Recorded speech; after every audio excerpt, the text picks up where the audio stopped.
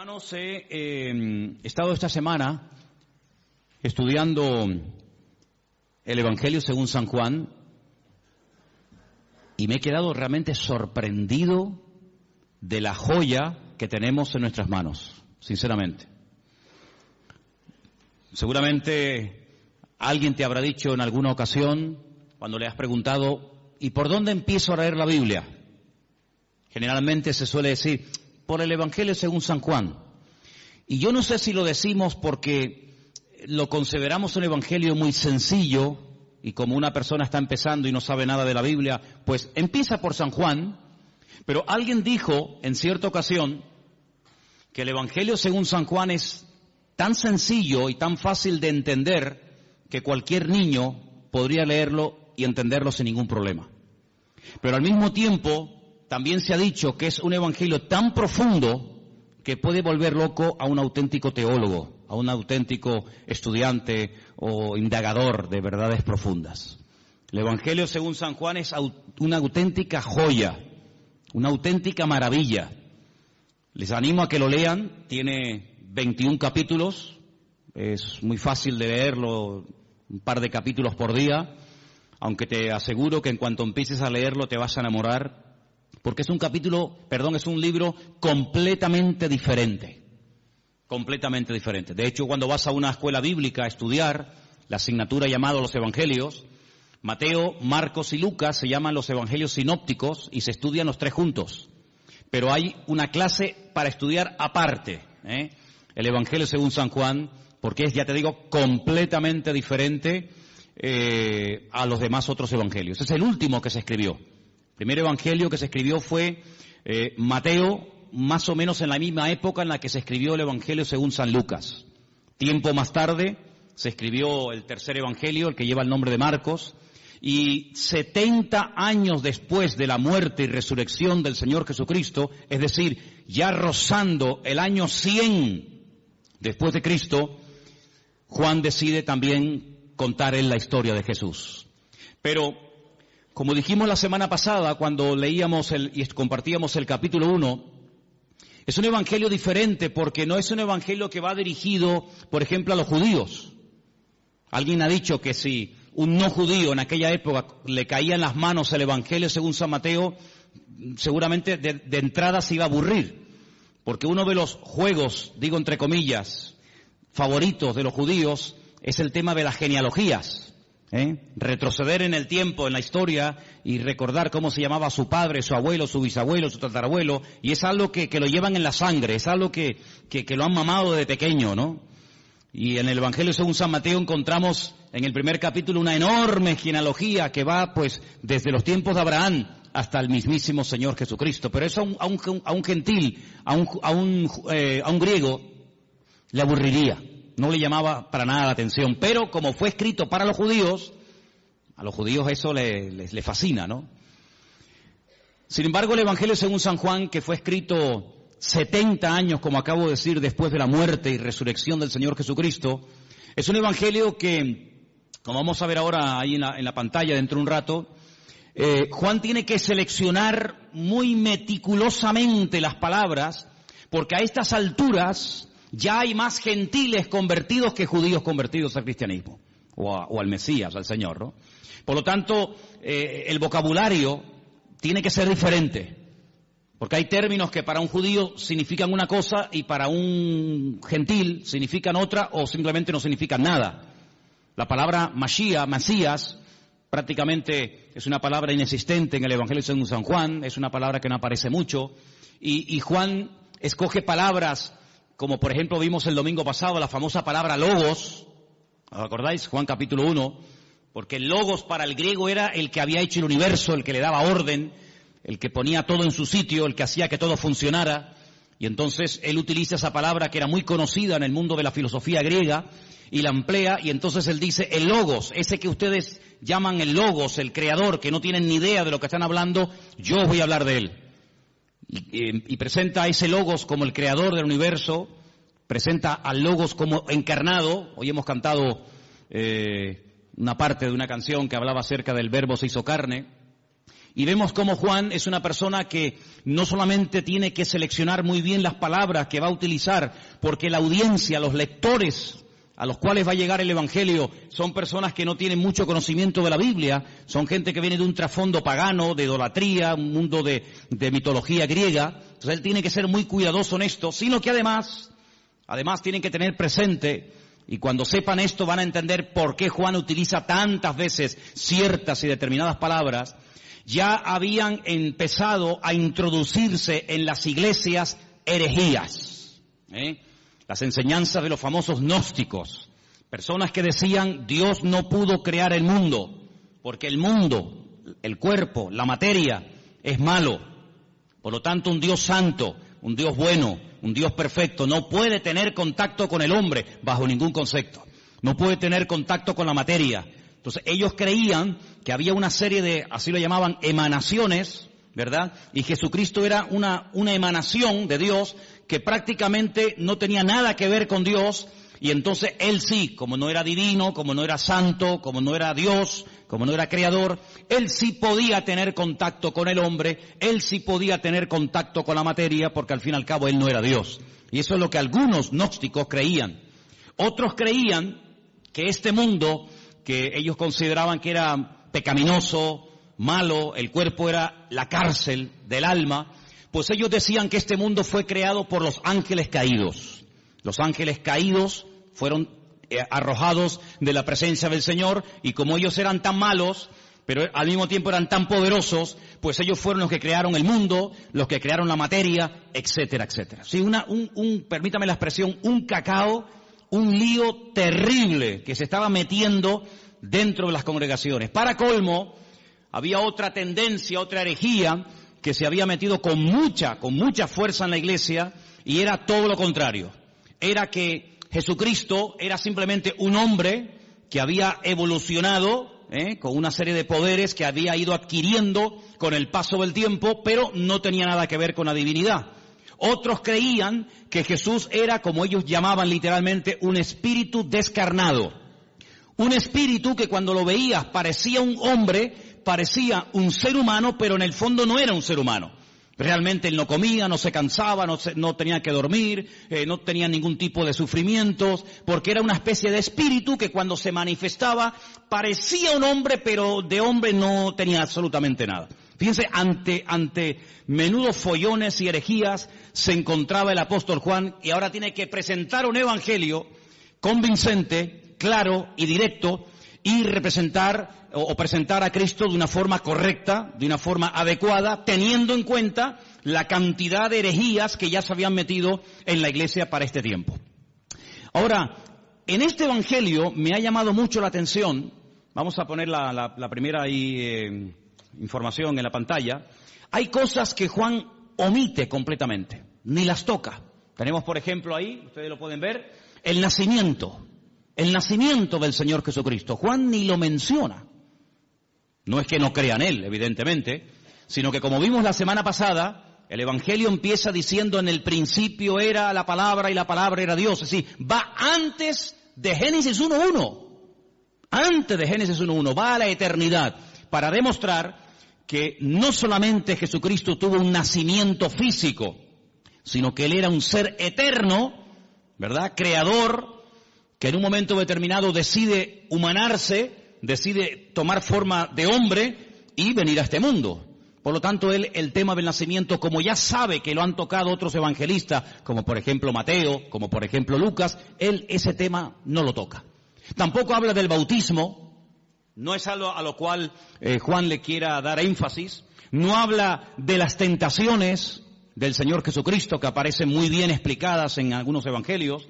No hace mención a lo que llamamos la última cena, la cena donde Jesús parte el pan y el vino con sus discípulos y establece lo que llamamos el nuevo pacto.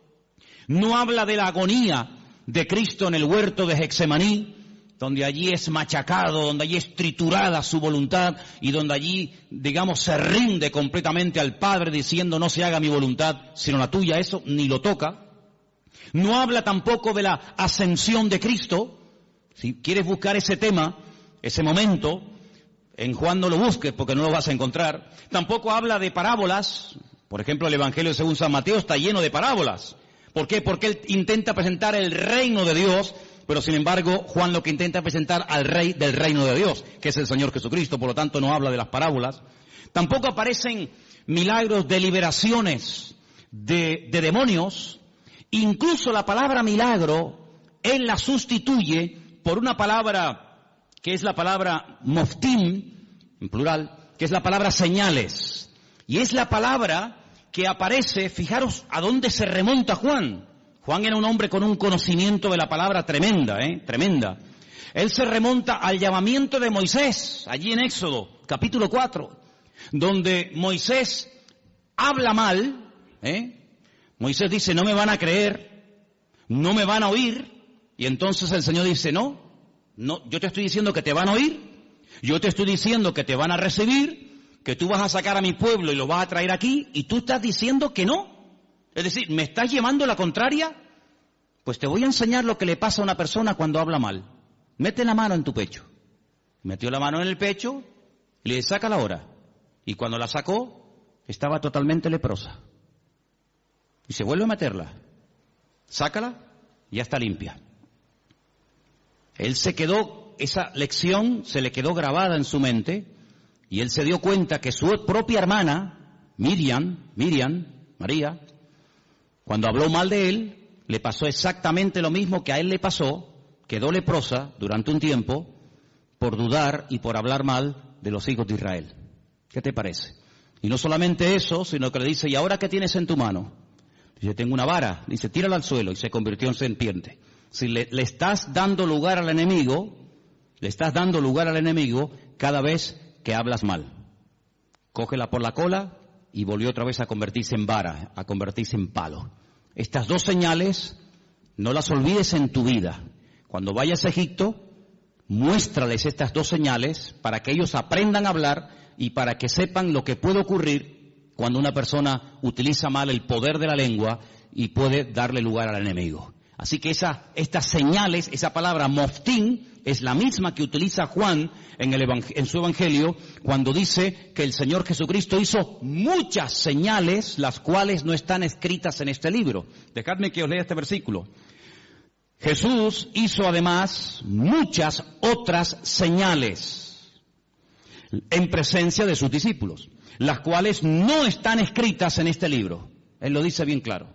Todo lo que Jesús hizo, todo lo que el Señor enseñó, todos los milagros de Cristo no están escritos en este libro.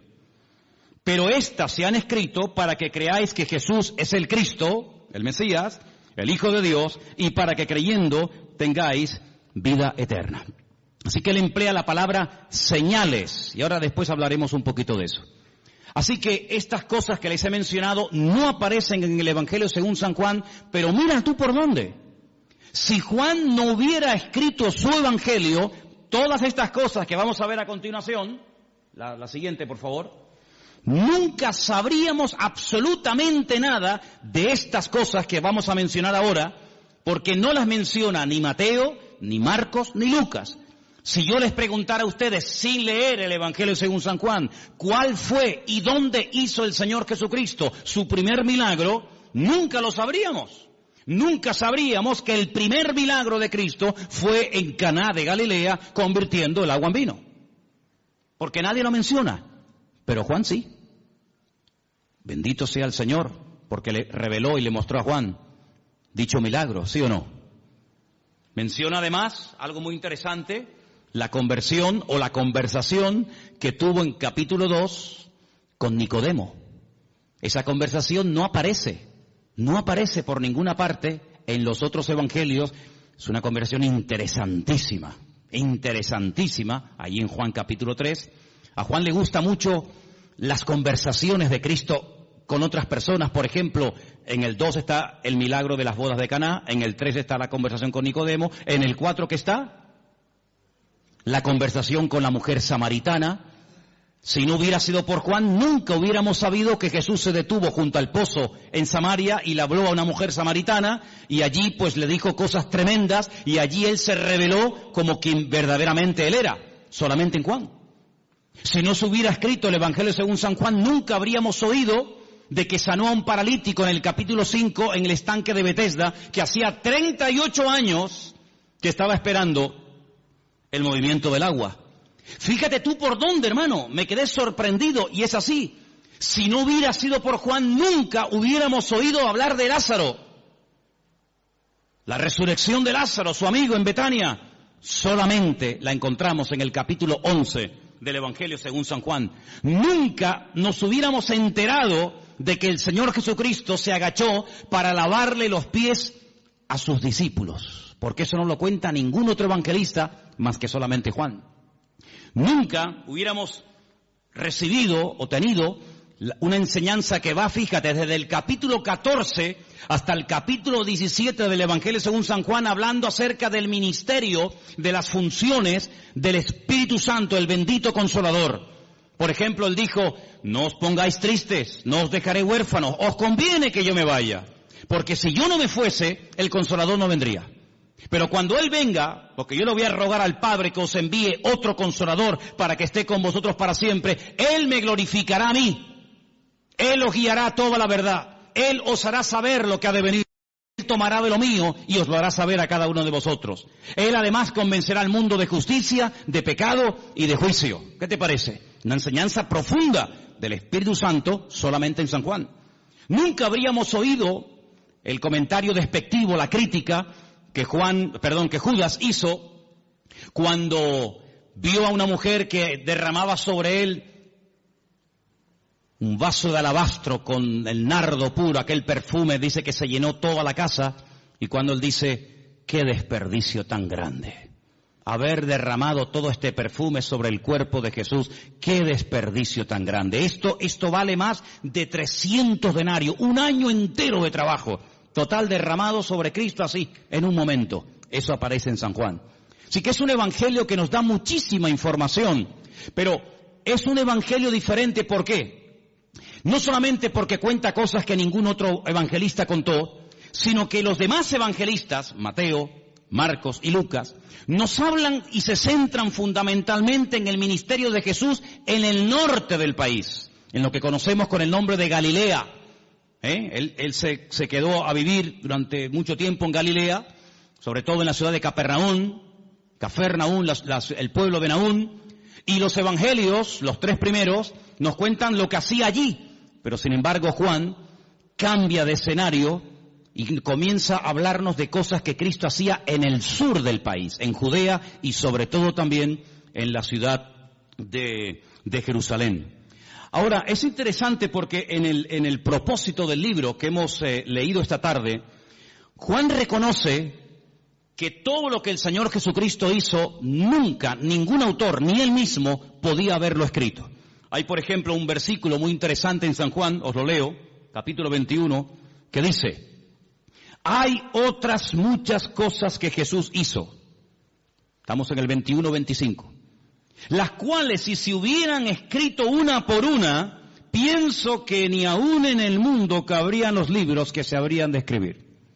Por lo tanto, el Evangelio según San Juan es un pequeño resumen, no es una obra completa, una enciclopedia de la vida de Cristo, sino es simplemente un pequeño resumen donde Él a propósito toma o escoge 7 señales y las va a presentar y nos va a presentar a Cristo de una forma muy completa. Pero una cosa que llama mucho en el Evangelio según San Juan es lo observador y la tremenda memoria que Juan tenía. Hay cosas que se pierden con el tiempo, no nos acordamos de lugares, de nombres, cosas que ocurrieron. Sin embargo, vais a ver que Juan, por ejemplo, yo he hecho una lista de cosas que cuenta Juan que demuestran que tenía una memoria tremenda, pero aparte de tener una memoria tremenda, era un hombre muy observador. Por ejemplo, él dice que cuando aquel niño dio aquellos panes y aquellos peces para dar de comer a aquella multitud, ¿os acordáis del milagro, sí o no? Él dice en su evangelio, y por cierto es el único que lo dice, que aquellos panes eran panes de cebada.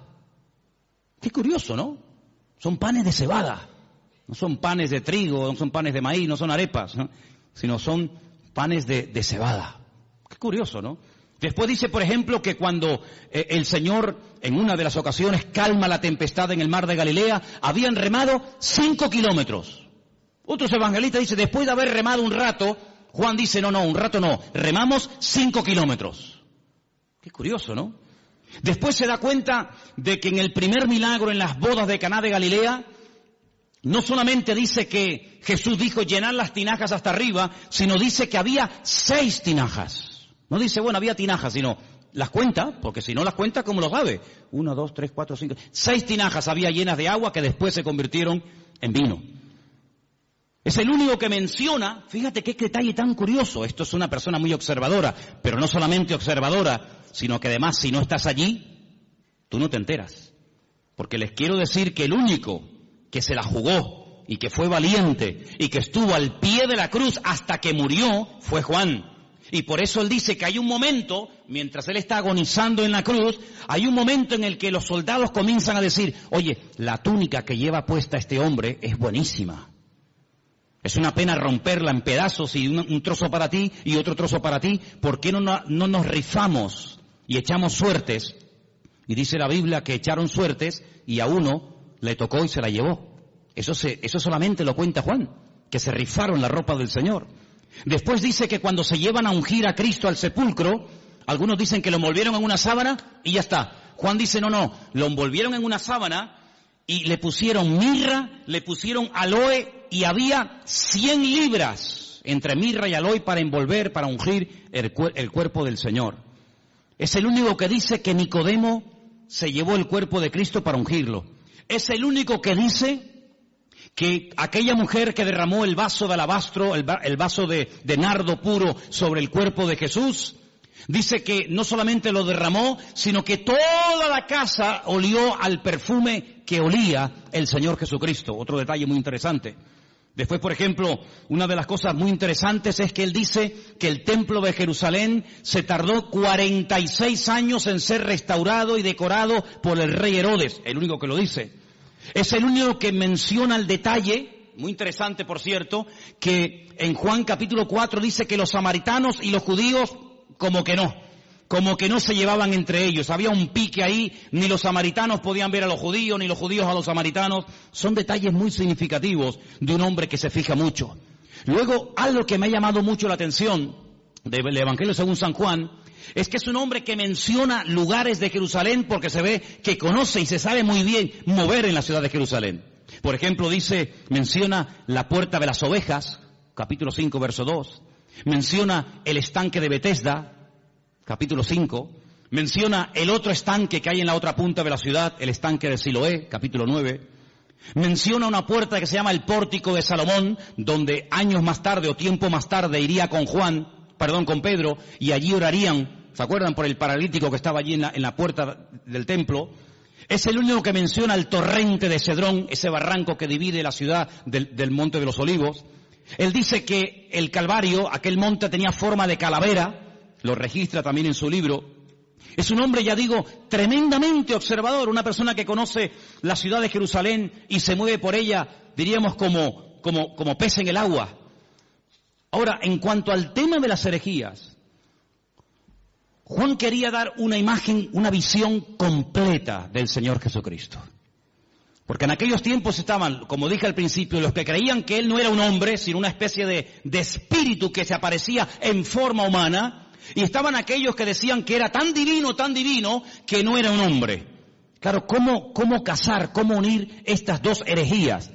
Hermanos, a lo largo de la historia, la Iglesia, el pueblo de Dios, ha tenido que enfrentarse con un montón de problemas, de todo tipo.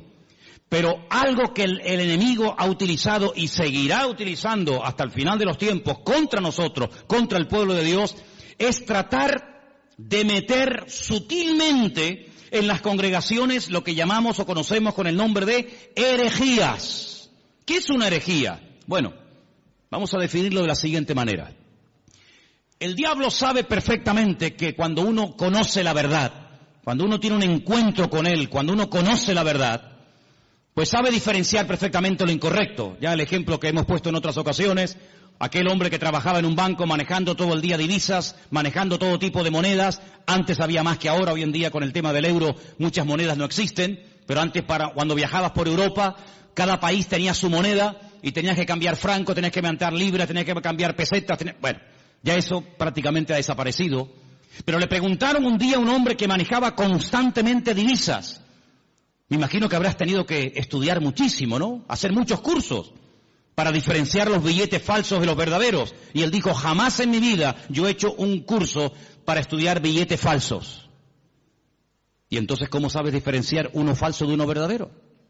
Dice, porque yo he estudiado muchísimo al billete verdadero. Yo lo conozco también, su tacto, hasta cómo huele, las características del billete verdadero, lo que se tiene que ver, lo que no se tiene que ver, dónde tengo que tocar, dónde no tengo que tocar. Lo conozco tan bien que en cuanto me presentan un billete falso, digo, este es falso, este no es verdadero. Porque conozco al verdadero. Ahora, si me pongo a estudiar todo lo falso, al final sé que son falsos, pero no conozco al verdadero. Y lamentablemente vemos que hoy en día también hay gente así, han estado un poco de tiempo en los mormones, un poco de tiempo en los Hare Krishna, un poco de tiempo en los Rosacruces, un poco de tiempo con los testigos de Jehová, un poco de tiempo con los evangelistas, un poco de tiempo con no sé quién. Al final tienen un cacao en la cabeza terrible, conocen tantas sectas y filosofía, pero no conocen la verdad. Y Jesucristo no es uno más. Lo que Juan hace es presentar la verdad, porque él dice, la verdad os hará libres. Si yo empiezo a rebatir y a discutir y esto, no, con la discusión no llegamos a ninguna parte. Yo lo que voy a hacer es proponerme, seleccionar una serie de señales, presentaros la verdad de la forma más completa y variada y profunda posible, porque cuando lleguéis a conocer la verdad, cuando lleguéis a intimar con la verdad, os vais a dar cuenta de que lo falso ya no tiene ningún atractivo, ya no tiene ninguna tentación para vuestra vida, porque la verdad no solamente os hará libres, sino que la verdad os hará felices. ¿Cuántos dicen amén? Entonces él presenta a Cristo como la verdad y os vais a dar cuenta que la palabra verdad, verdadero, aparece así de veces en el Evangelio según San Juan. No hay una palabra que se repita más en este Evangelio como la palabra verdad o verdadero. Tengo aquí una pequeña lista, no son todos, pero para que veáis. Dice, yo soy el pan verdadero, el pan que descendió del cielo. No dice yo soy el pan. Bueno, podría decirlo. Pero añade la palabra, yo soy el pan verdadero. Y entonces dice, el pan que comieron nuestros padres en el desierto, pues todos los que lo comieron murieron. Pero el que coma de mí nunca morirá. Después dice, yo soy la vid. Pero no dice solamente yo soy la vid, sino dice yo soy la vid verdadera. Juan capítulo 15, verso 1. Juan 8, 16 dice yo soy el juez, pero el juez verdadero. El juez que imparte verdaderamente justicia. Y os vais a dar cuenta de que aparece la palabra verdad por todo el Evangelio. Encontramos, por ejemplo, en Juan 14:6, un versículo que todos conocéis de memoria, ¿sí o no? Sí. A ver, ¿qué dice Juan 14:6? No, ese es 3:16, ese es el 3:16, el 14:6, 14:6. Yo soy el camino, yo soy la verdad y yo soy la vida. Otra vez la palabra verdad, continuamente la verdad, la verdad, la verdad, la verdad. Qué curioso que un día Pilato se le quedó mirando y le dijo, ¿y qué es la verdad? ¿Qué es la verdad? La verdad no es la iglesia evangélica. ¿Sabías eso, no? La verdad no es una secta, una religión. La verdad se llama Jesucristo. La verdad se llama Jesucristo. Y teniendo al Señor, podemos discernir entre la verdad y la mentira. Hay algunas congregaciones donde tal vez enseñan cosas que no son 100% verdad. Por eso el Señor quiere que escudriñemos la verdad, que leamos la Biblia, para que sepamos discernir y sepamos separar lo falso de lo verdadero. El apóstol Pablo le decía a Timoteo, quiero que sepas esto y lo tengas bien presente en tu vida, que dice el Espíritu de Dios que en los últimos tiempos, y lo dice claramente el Espíritu Santo, se meterán dentro de las congregaciones herejías, falsas doctrinas, doctrinas de demonios, que parecerán muy bonitas y muy atractivas. Pero para eso tenemos la palabra, para comprobar en todo momento si lo que en mi iglesia se está predicando es la verdad. Y el día que aquí no se predique la verdad, levántese y váyase. No se quede por amor a mí, no se quede por amor a los niños, no se quede por cariño a la hermana o al hermano tal. No, aquí no estamos para vernos las caras, aquí estamos para crecer y conocer y profundizar en la verdad, porque la verdad es la que nos hace libres. Y si se predica la mentira, pues lo lamento mucho, yo aquí no quiero estar ni un minuto de mi tiempo, porque la mentira esclaviza, la mentira es un veneno, que le abrimos la puerta y va contaminando nuestra vida. Por lo tanto, compruebe siempre, traiga la Biblia a la iglesia, tome apuntes, escuche los mensajes, y si comprueba que algo no ha sido correcto, que le están enseñando mentira, que le están manipulando la escritura, no haga caso, sea selectivo en esto. Jesucristo vino para darnos la verdad, para abrir nuestros ojos, y la verdad se puede comprobar, no solamente experimentar, se puede comprobar, y la misma Biblia que yo uso para predicar aquí en el púlpito, la tiene usted, léala, escudriñela, memorízala, y si ve que no coincide con la verdad, aquí tu tiempo se ha terminado, amigo. Estamos en este lugar para crecer en la verdad. ¿Cuántos dicen amén? Ahora, fíjense qué interesante, en el Evangelio según San Juan, hay 7 expresiones muy interesantes, que las vamos a ver ahora, pero algo que también hace Juan, no solamente nos presenta a Cristo como el eterno, el creador, el todopoderoso, sino que además nos da ejemplos para que nos demos cuenta que a lo mejor puede haber un creyente, escúchenme bien por favor, puede haber un creyente que no lo entienda todo, pero tenemos que tener paciencia con el que no lo puede entender o aceptar todo. Si yo pusiera, vamos a poner un ejemplo, ¿no? Si tuviéramos este salón ahora mismo dividido en dos, tuviéramos este salón dividido en dos, tenemos en el centro, más o menos, ¿no? Tenemos en el centro una especie de cristal, de prisma, y proyectamos un rayo de luz desde ese lado en dirección al prisma.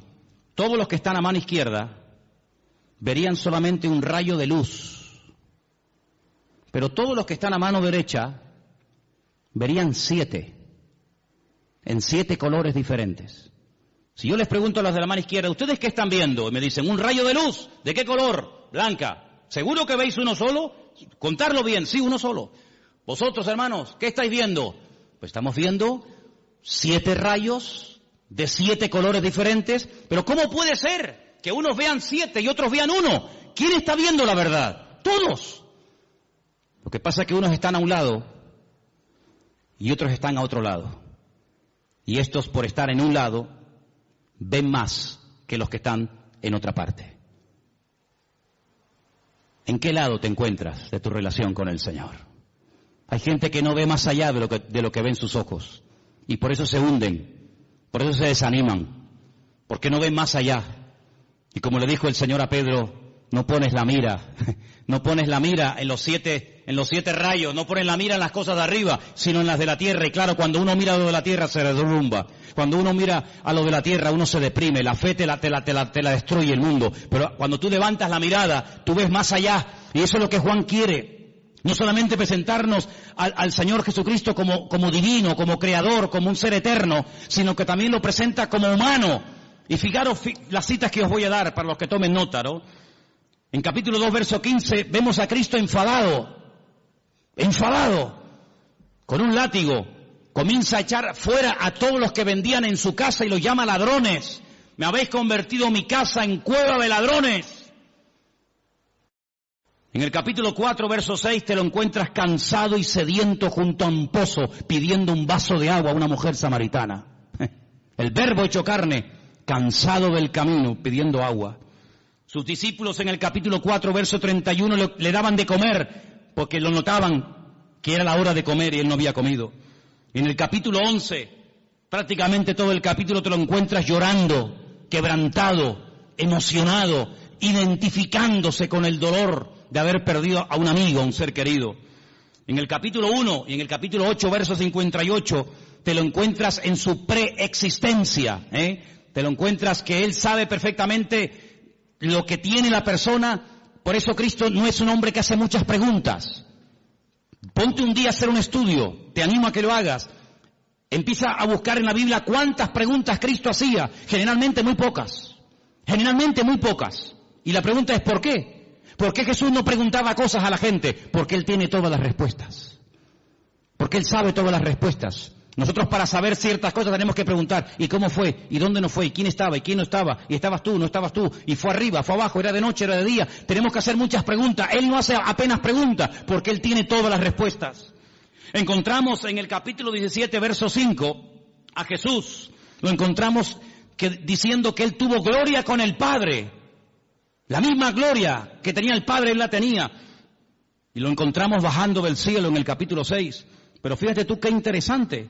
Encontramos al Señor Jesucristo cansado, lo encontramos al Señor Jesucristo pidiendo agua, lo encontramos dormido en una barca y al mismo tiempo diciéndole a aquella mujer, 5 maridos has tenido y el que ahora tienes no es el tuyo. Diciéndole a uno, he aquí un verdadero israelita. Y le dice, pero si nunca nos hemos visto, dice, yo te vi a ti cuando estabas debajo de la higuera. Y cuando te lo encuentras en el Evangelio según San Juan diciendo, yo soy antes de Abraham. Yo existo antes que Abraham el patriarca. Y le dicen, ¿tú? ¿Pero cómo vas a ser tú antes que Abraham si tú no tienes ni 40 años? Y él les dice, os aseguro que yo soy antes de Abraham. Y yo te digo, no lo dice la Biblia, pero yo también te digo que hasta Abraham habló con el mismísimo Señor Jesucristo. Y el Señor Jesucristo habló con el mismísimo patriarca Abraham. ¿O quién te crees que era Melquisedec?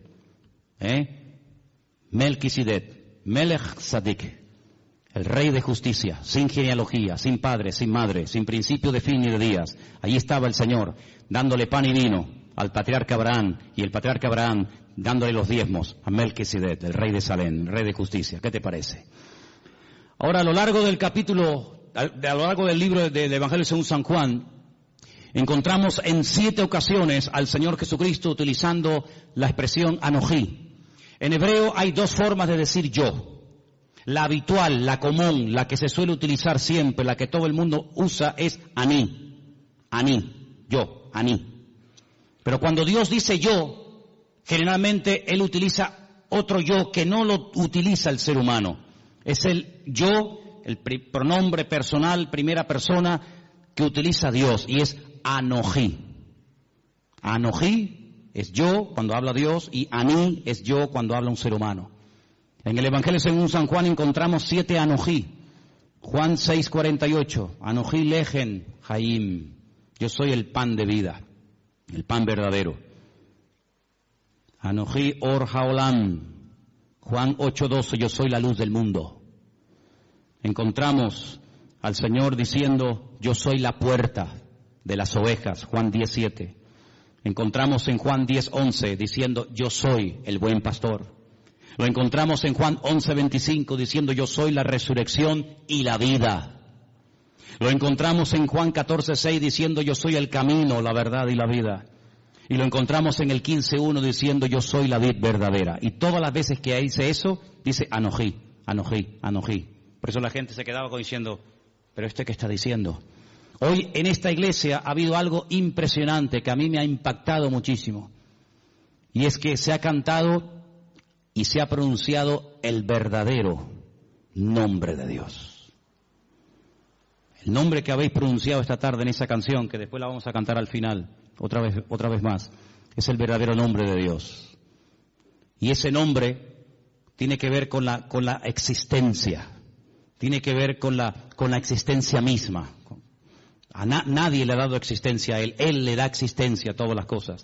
Pero hay algo muy interesante en el Evangelio según San Juan, y es que nuevamente aparecen 7 ventanas. Fíjate qué interesante. Se llaman señales. Yo llamo a 7 ventanas a través de las cuales puede ver más allá.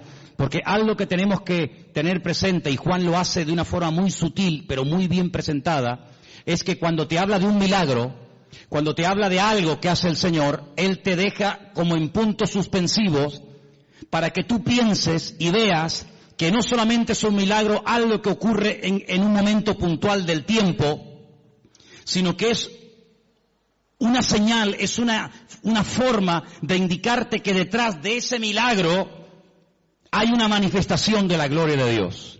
De hecho, hay momentos en los que el Señor Jesucristo dice que los milagros que hacía no los hacía tanto por la compasión o porque le daba pena al pobrecito paralítico o el pobrecito ciego, sino que la palabra que se emplea en el Evangelio según San Juan detrás de cada señal o milagro es esto fue hecho, esto se realizó para la gloria de Dios. Porque un milagro no es algo que solamente suple la necesidad en el momento de una persona, Una persona está leprosa, ¿qué quiere? Pues que se sane la lepra. Una persona está poseída por demonios, ¿qué es lo que quiere? Ser libre de esta atadura espiritual. Una persona no ve y Jesús, ¿qué quieres que te haga? Pues quiero ver, o no puedo caminar, levántate y camina. Sino que el Señor va más allá de la necesidad temporal de la persona. Esto lo hago para la gloria de Dios.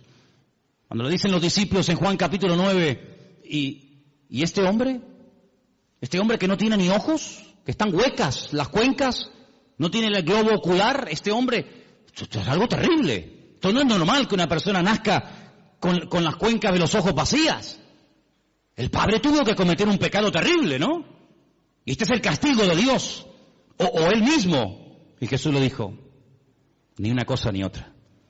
Este hombre nació así, sin posibilidad de ver. Si a este hombre ni operándolo, el mejor oftalmólogo del mundo no podría devolverle la vista a este hombre, porque este hombre no tiene globo ocular, está hueca, no tiene nada. Yo solamente he visto a un hombre en toda mi vida así. Ciegos hemos visto todos, y de vez en cuando pues vemos a algún ciego, pero solamente vi a un hombre en la puerta de Damasco en Jerusalén, hace unos cuantos años atrás. Lo vi y me llamó tanto la atención porque tenía la cuenca de los ojos hueca, vacía, no tenía el globo ocular. Así era el problema de este hombre. Y los discípulos nunca habían visto algo semejante. Le dicen, pero, ¿qué pecado terrible tuvo que cometer sus antepasados o él para nacer así? Y Jesús dijo, ¿no sabes por qué este hombre ha nacido así? Ya estamos buscando siempre, perdonen las cuatro patas a los gastos, ¿no? Que si una maldición, que si un trabajo de hechicería, que si el pecado del abuelo, que si una maldición hereditaria. No, mira, quítense todo ese rollo de la cabeza. ¿Saben? Les voy a decir la verdad. ¿Saben por qué este hombre nació así? Para que se manifieste hoy delante de todos ustedes la gloria de Dios. Entonces, ¿qué hace el Creador? ¿Qué hace el Señor? Coge barro, le hace el globo ocular, como una albondiguilla, ¿no? Se la pone en los ojos y le dice, vete a lavarte al estanque de Siloé, que está en la otra punta, allí bajando el torrente de Cedrón. Vete allá a lavarte. El pobrecito va calladito, sin protestar, humilde. Cuando llega al estanque de Siloé, el hombre se quita el barro de los ojos y vuelve viendo. Y los judíos le dicen, pero tú no puedes hacer eso. Hoy es Shabbat, no se puede quebrantar el Shabbat. Y dice, ¿cómo que no? El que me dijo, el que me untó los ojos con barro, él fue el que me dio la orden, discutan con él si quieren. Ese hombre es un pecador, le dicen, es un pecador. ¿Un pecador? Pues menudo pecador, porque ustedes siendo tan santos y tan religiosos, nunca me solucionaron mi problema, y este que ustedes dicen que es un pecador, me ha mandado a lavarme al estanque de Siloé, y regreso viendo. Y nunca, le dice el ciego a estos religiosos, nunca se ha oído en la historia, y se ve que conoce la Biblia, nunca se ha oído en la historia que un pecador, que un hombre malo, le haya dado la vista a un ciego.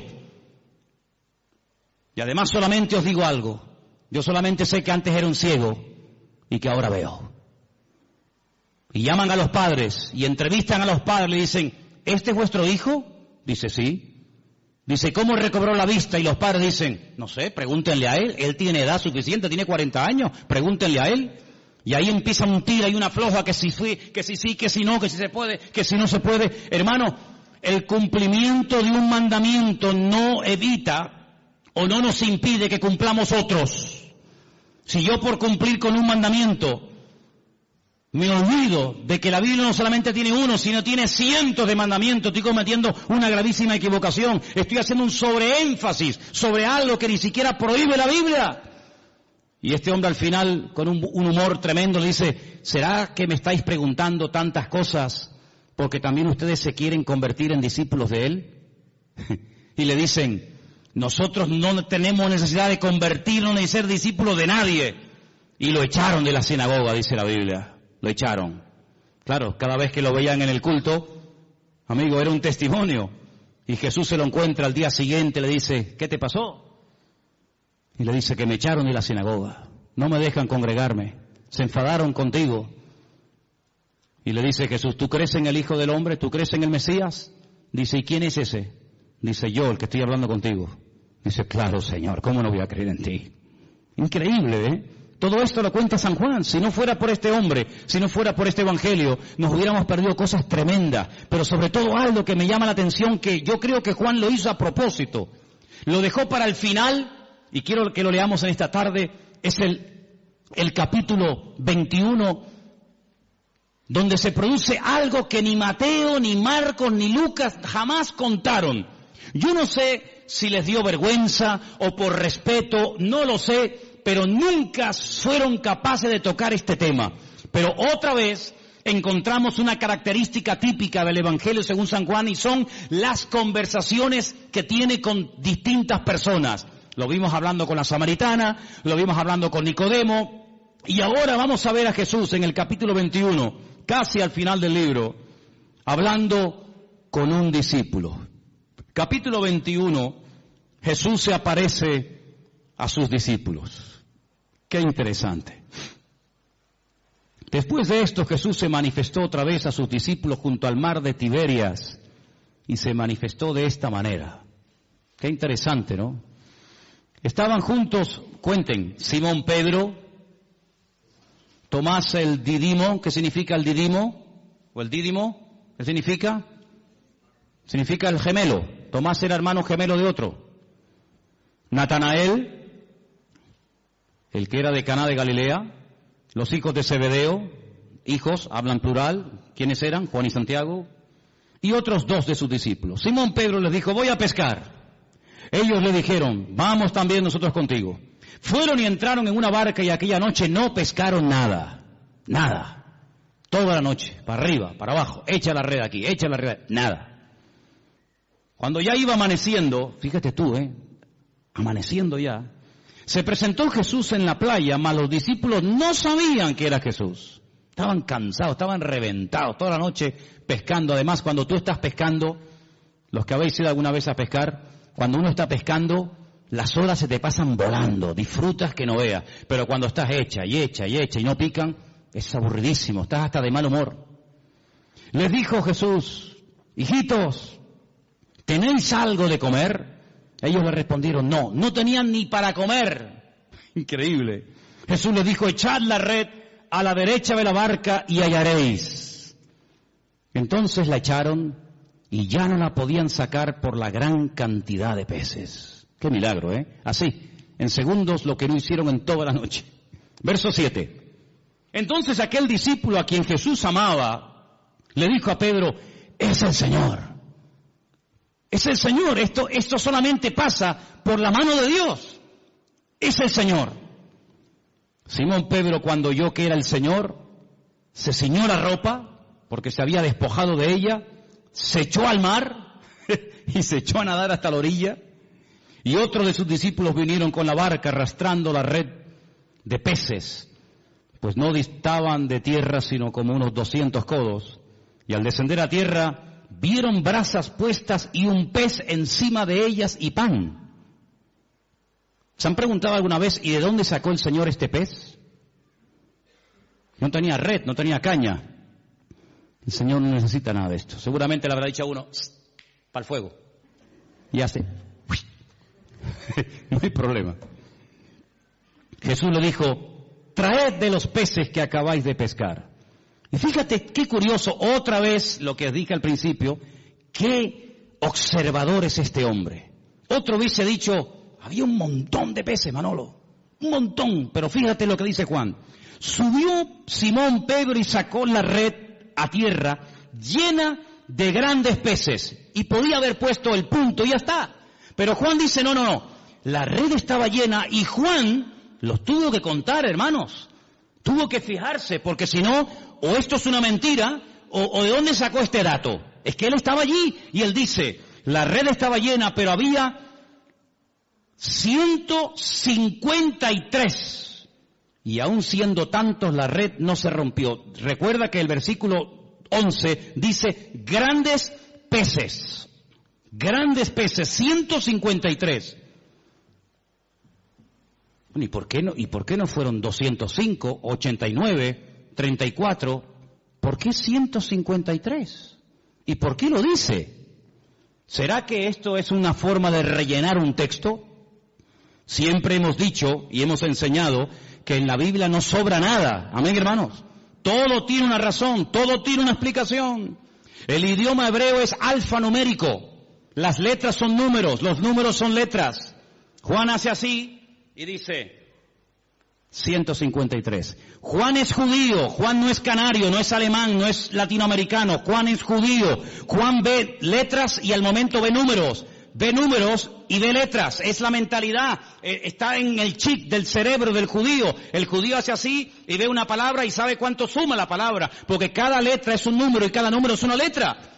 Y él en San Juan, en el libro del Apocalipsis, no me voy del tema, pero solamente un ejemplo. En el libro del Apocalipsis, él dice, cuidado hermanos, aquí hay sabiduría, el que lee, entienda. Os voy a dar un dato en clave, pero ustedes que saben lo que estoy diciendo me van a entender. Cuando venga el anticristo, cuando venga ese hombre perverso, su nombre, o el número de su nombre es 666, 666.